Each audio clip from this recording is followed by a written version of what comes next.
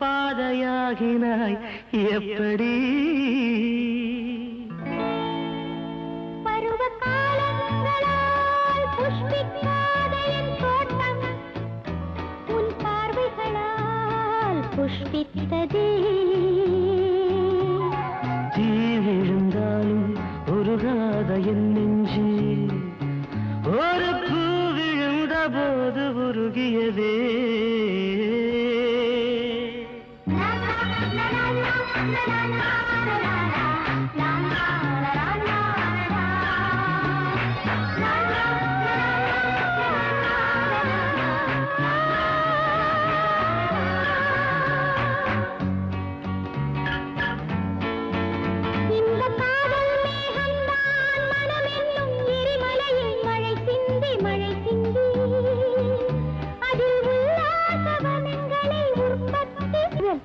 அன்னைக்கு உங்க மனசுல ஏதோ நினைவு தோணுச்சுன்னு சொன்னீங்களே அது என்ன? ஏன் அருமையான பேர். ஆனா என்ன? அந்த பேரை கொஞ்சம் மாத்தி வச்சா நல்லா இருக்கும்னு எனக்கு தோணுது. எப்படி மாத்தணும்? பெரிய மாற்றம் இல்ல, அந்த பேருக்கு பின்னாடி கொஞ்சம் சேர்க்கணும். மிஸ்ஸஸ் அனாமிகா முத்துவேல்.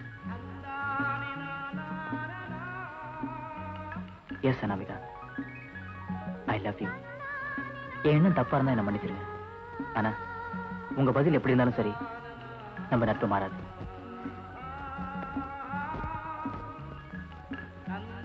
அனாமிகா, அனாமிகா,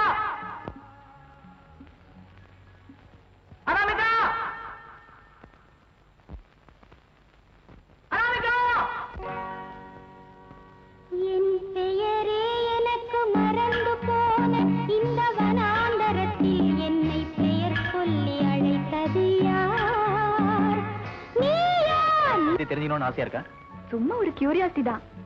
ஆமா, உங்களுக்கே அனாமிகான்னு பேர் வச்சிருக்காங்க, அப்படின்னா என்ன அர்த்தம்? அந்த சந்தேகம் தானா? அனாமிகான பேர் இல்லாதவள்னு அர்த்தம். எங்க அப்பா ஒரு சுதந்திர போராட்ட வீரர். இந்த நாட்டின் சுதந்திரத்துக்காக ஊர் பேர் தெரியாத ஆயிரக்கணக்கான பேர் தன் உயிரை தியாகம் பண்ணிருக்காங்க. அந்த தியாகிகளின் நினைவா எனக்கு அனாமிகான்னு பேர் வச்சாரு.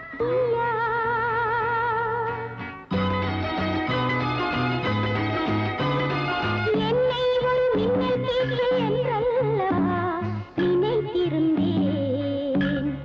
நீ எப்படி அதில் நிரந்தரமாய்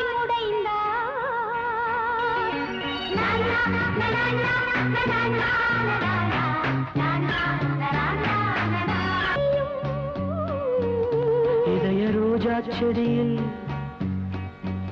இந்த ஒற்றை பூ பூத்து விட்டால் அத்தனை முட்களும் உதிர்ந்து போகின்றன.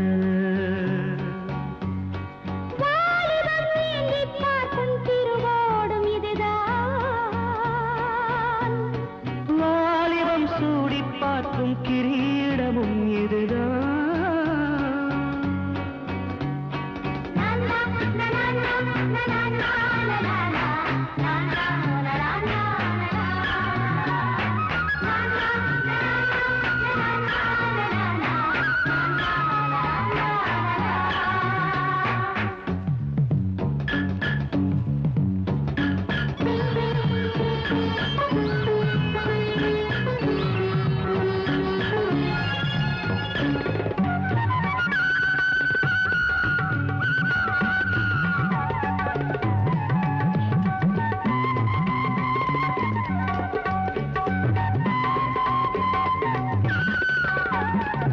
முதலில் சப்தங்களுக்கு அர்த்தம் சரியாய் விளங்கவில்லை. இப்போதோ மௌனத்திற்கும் கூட உரை எழுத முடிகிறது. என் கண்கள் உன்னிடம் காதல் பிச்சை கேட்கும் அமுத சுரபிகள். அமுத சுரபிகள் பட்டினி கிடக்கலாமா?